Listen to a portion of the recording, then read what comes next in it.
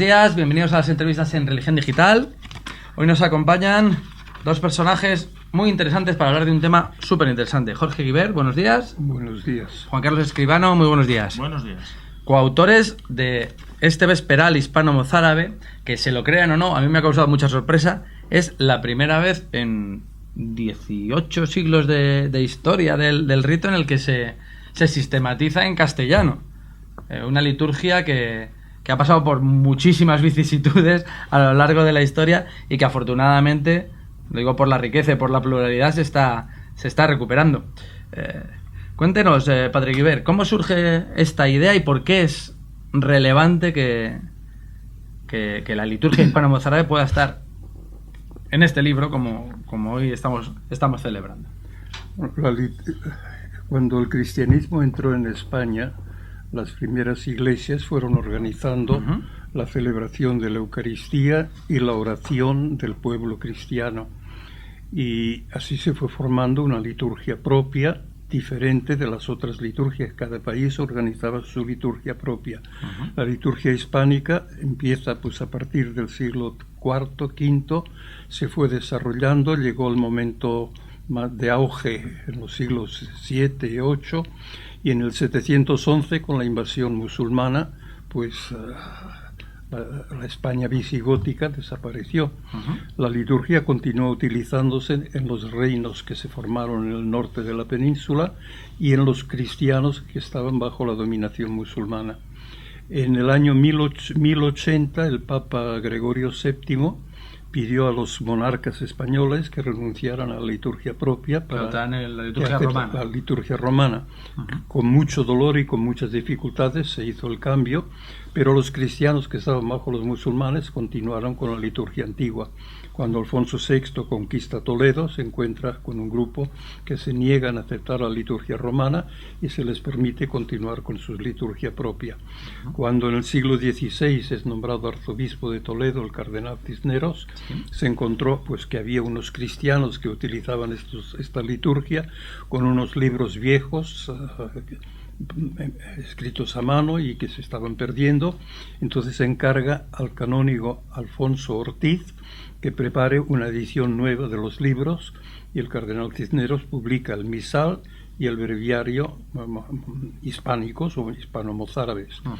Y estos libros pues han continuado utilizándose en la capilla del Corpus Christi en la Catedral de Toledo. El cardenal Lorenzana en el siglo XVIII hace una nueva edición de estos libros, y después del Vaticano II, la Santa Sede pidió al cardenal de Toledo, Monseñor Marcelo González Martín, que hiciera una nueva edición, y se empezó con el misal, ya está revisado y publicado. De la liturgia de las horas, el breviario Goticum, no se ha hecho todavía ni la revisión ni la nueva edición, pero hay una riqueza dentro estupenda. Ese es el vesperal. Entonces, el señor Escribano me lanzó la idea: ¿por qué no damos a conocer un poco las riquezas? El oficio de lo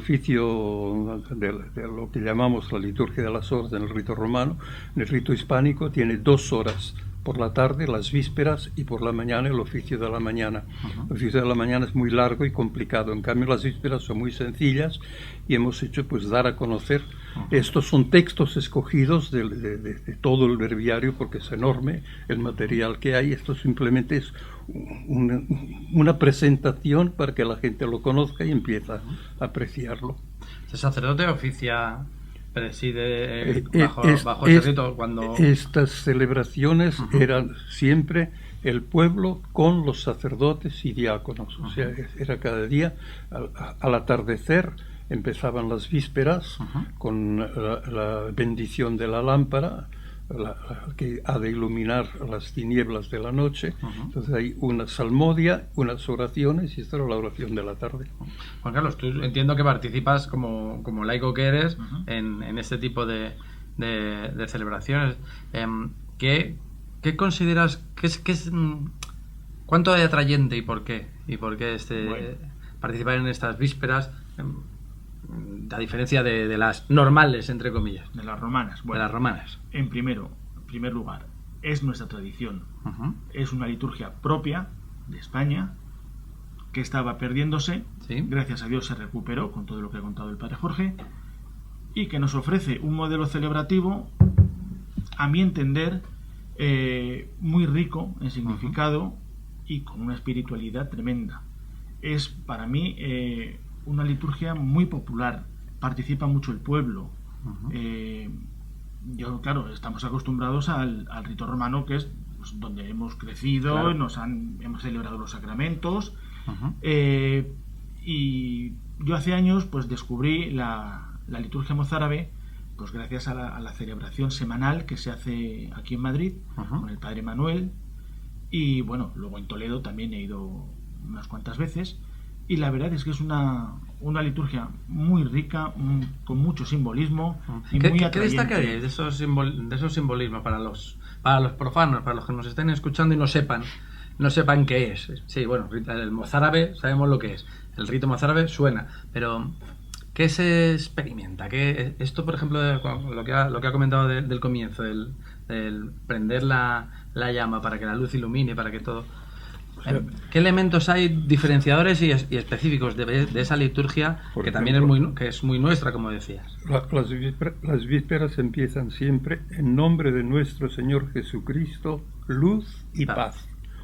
Y entonces hay un canto que hace referencia a la luz y termina pues con una oración, porque es una tradición antiquísima en la Iglesia, cuando termina el día, bendecir la luz que iluminará las tinieblas de la noche. Suena es muy vigilia pascual. No, es que la vigilia pascual nace en esta ceremonia del lucernario, ¿verdad? Sí. En el rito romano ha quedado para la vigilia pascual, pero en el rito hispánico es todos los días.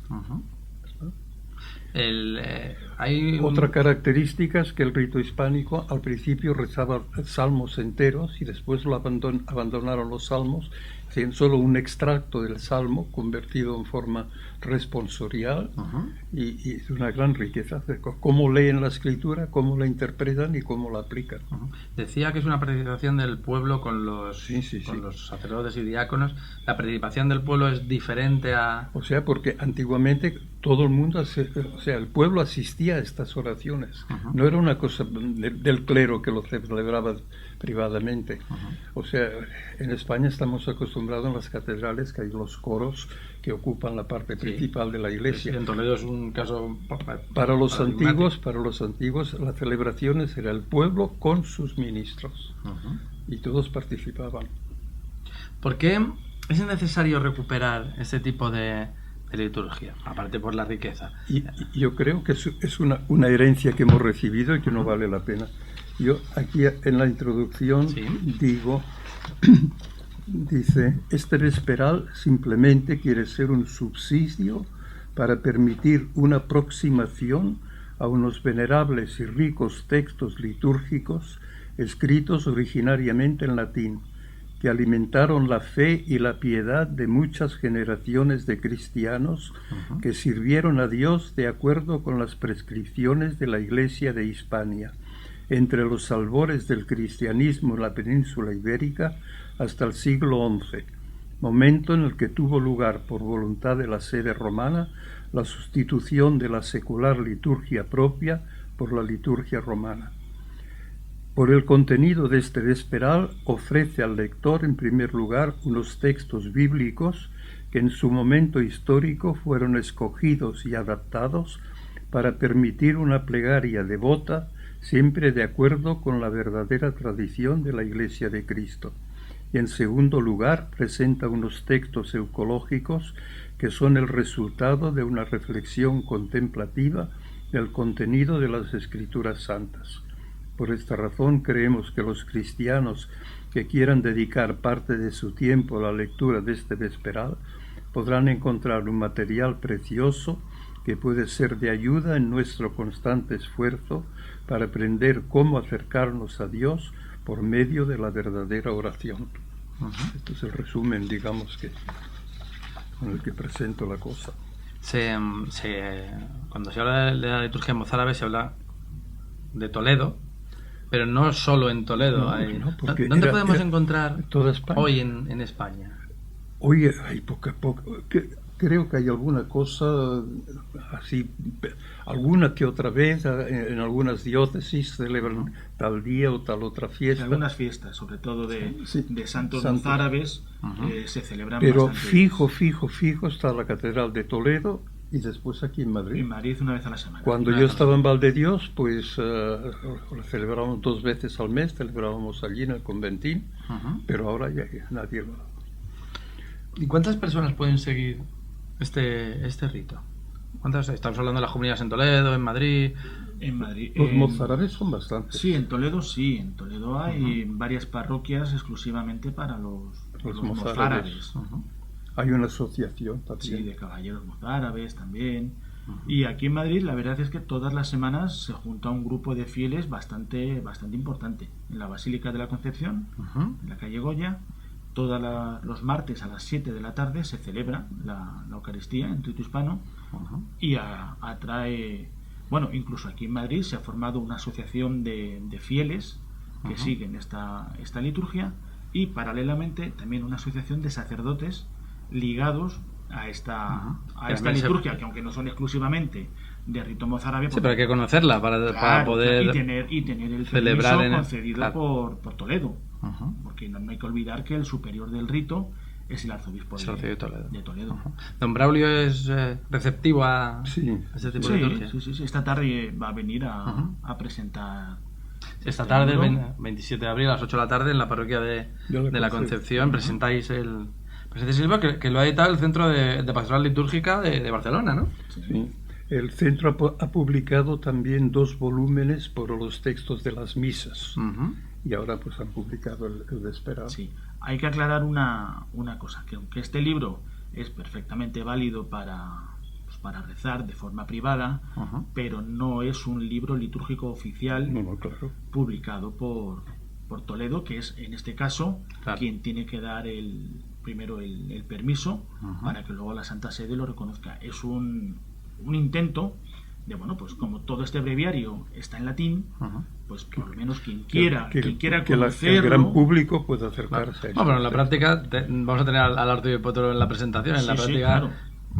más es un allá, espaldarazo, claro. Pero no hay que olvidar que las normas litúrgicas son muy claras y los libros litúrgicos, para que se consideren como tal, tienen que pasar una serie de pasos, digamos, unos permisos, unos reconocimientos que este libro en principio no tiene. Dejando eso claro, perfectamente se puede rezar con él. Eso no hay ningún problema, pero hay que hacer esa salvedad. En algún momento, aparte del siglo XI, quiero decir, en este siglo y en el siglo pasado, en el siglo XX, ¿ha corrido riesgo cierto de desaparición? ¿O como pozo de la cultura hispánica? Esto es algo que... Siempre ha habido gente, digamos, fiel, que ha mantenido la cosa.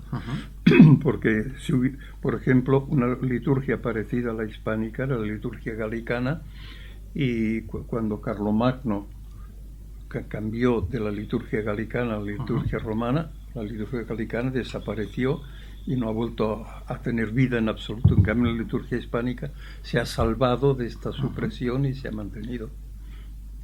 Hombre, hay que mencionar la gran labor que hizo el cardenal Cisneros, que precisamente estamos celebrando el centenario, y de coger unos manuscritos que eran ya estaban condenados a perderse, además, a ser destruidos. Tenían muchísimo tiempo, ya olvidados. La lectura era complicada, porque la escritura de siglos atrás pues ya era la conservación muy mala, ¿no?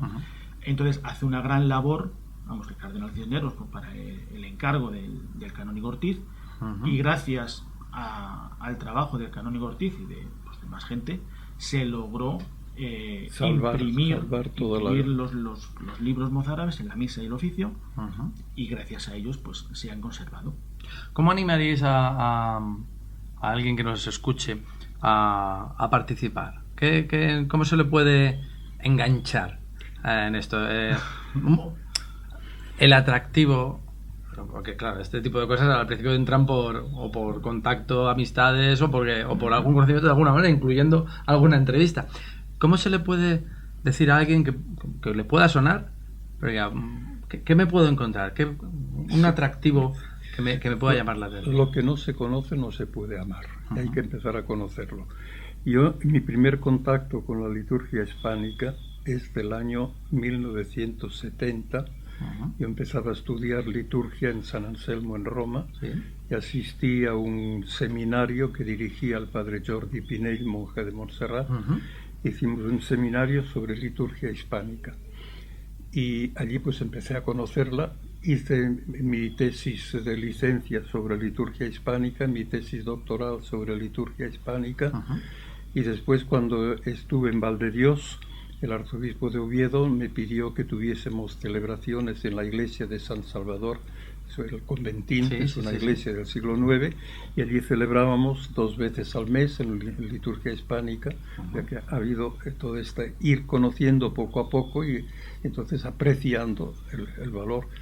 Cuando la gente venía, empezamos a celebrar en Valdedios en diciembre de 1993, no, del 92, y hasta el 2009 que estuvimos en Valdedios.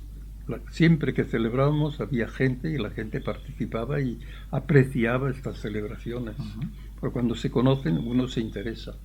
Siempre es interesante mantener las tradiciones que nos ayudan a entender quiénes somos, de dónde venimos, claro, que es fundamental para saber hacia dónde tenemos que construir una herencia riquísima que pocas naciones tienen. Pues don Jorge, Juan Carlos, ha sido un auténtico placer. Esperemos que la presentación sea todo un éxito y que el libro se venda bien, que también es interesante, y que se conozca y que se pueda... Que llegue a mucha gente y que lo aprecien.